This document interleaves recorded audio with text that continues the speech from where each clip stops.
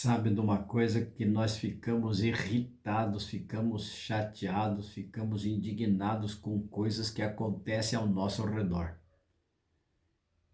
Por exemplo, esse saqueamento dos inativos, do INSS, dos aposentados, dos velhinhos, das senhoras que trabalharam a vida toda, das pessoas trabalhadoras que deram o seu sangue, o seu suor para este país, para a contribuição do Fundo de Assistência Social, e agora que estão desfrutando dos poucos recursos que tinham e que agora têm através da Previdência Social, estão sendo saqueadas, estão sendo roubadas, estão sendo extorquidas por pessoas inescrupulosas, e estas coisas nos deixam indignados, irados. Fique comigo até o final para você saber o desfecho desta história do Salmo 109, porque Davi também era intensamente injustiçado, perseguido por pessoas revanchistas, por pessoas vingativas, odiosas. E no Salmo 109 ele revela isso, essa irritação dele, e ele clama a Deus, e ele diz logo no começo do Salmo 109, ele diz assim: ó Deus do meu louvor, não te cales, pois contra mim se desataram lábios maldosos e fraudulentos, com língua mentirosa, e falam contra mim. Davi chegou a este ponto. Fique comigo até o final. Meu nome é Nelton Gonçalves. Gravo meditações diárias aqui para alcançar as pessoas que precisam, que têm o coração ferido, que têm uma luta consigo, contra aqueles que os perseguem, contra aqueles que os ferem, pessoas que são lacradas, pessoas que são excluídas, sabe? Nós estamos vivendo numa sociedade vil, numa sociedade banal, numa sociedade medíocre, que estão perdendo o senso da humanidade, o senso do respeito com as pessoas, o valor da vida não existe mais.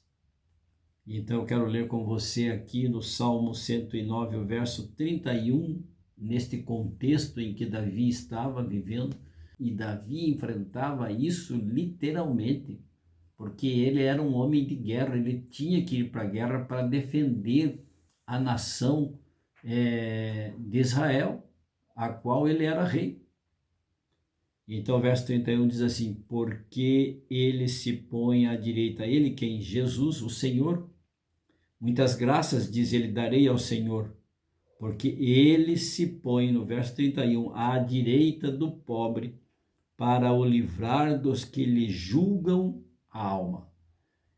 Davi não está dizendo aqui que Jesus é o protetor dos pobrezinhos, dos tadinhos, dos coitadinhos. Não, não é isso.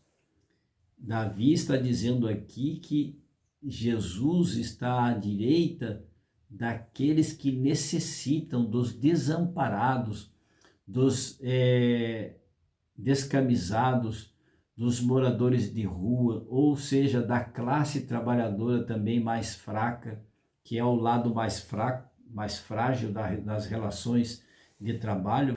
Você sabe que existe um ditado verdadeiro que diz assim, que o galho sempre quebra do lado mais frágil, do lado mais fraco, que são as pessoas destituídas de proteção social das autoridades, as autoridades que deveriam proteger a classe menosprezada, a classe mais necessitada, desamparada. Não, os grandes, os maiorais é que têm a proteção da lei, que tem o casuísmo da lei, não é?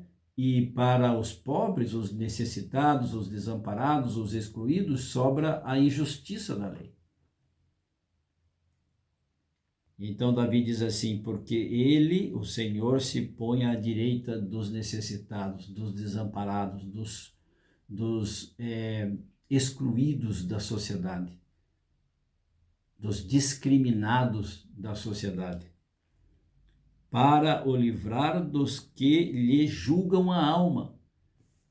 Davi está dizendo: o Senhor está à direita daqueles que são desamparados, dos fracos, dos necessitados, e ele os livra da condenação daqueles que julgam os fracos e necessitados casuisticamente, ou seja, por interesse particular, por interesse próprio, por interesse econômico, por interesse financeiro, porque não é fácil você trabalhar uma vida inteira e depois ser extorquido por rede de ladroagem do governo. Isso que é triste. É triste a gente dizer isso, porque o governo, nós que elegemos, os governadores, os presidentes, nós é que elegemos. Deputados, senadores, vereadores, prefeitos, nós é que elegemos. E no fim, estas pessoas acabam, não todas, claro, acabam nos traindo com o olho grande, com o olho gordo em cima dos nossos poucos e parcos recursos. Terrível. Por isso Davi se indignava, porque também ele tinha o INSS dele lá, que perseguiam e tentavam tirar dele tudo que ele possuía. Mas Davi, ele confiava em Deus.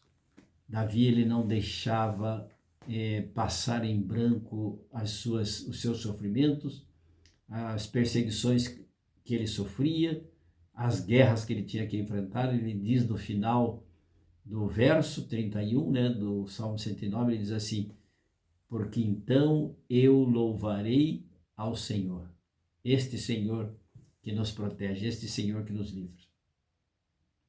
E então é possível que você esteja vivendo momentos difíceis na sua vida, é possível que você tenha sido injustiçada no teu trabalho, demitido, demitida injustamente, sem causa, por questões políticas, por questões de interesses particulares.